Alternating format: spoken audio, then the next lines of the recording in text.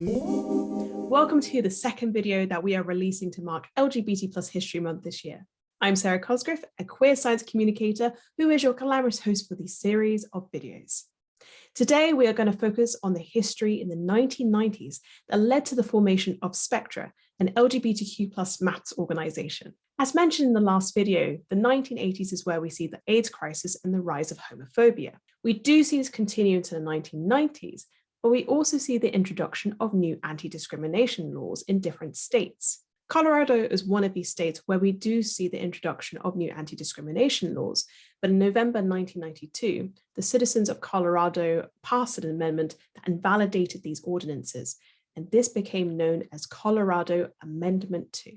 This took place in Denver, Boulder, and Aspen, which meant in these areas you could be discriminated against based on your sexual orientation. In addition, they prohibited the passage of any new anti-discrimination laws at a local and a state level.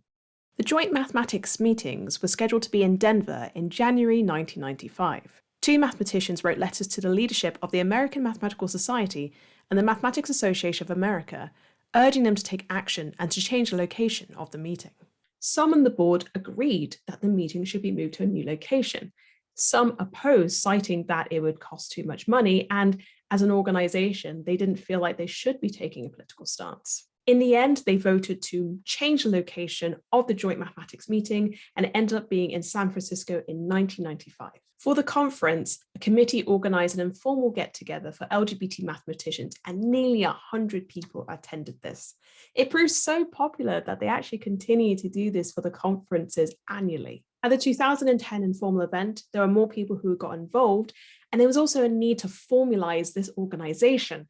And this is where Spectra was born. In 2020, the joint mathematics meeting took place for the first time in Denver since the start of our story.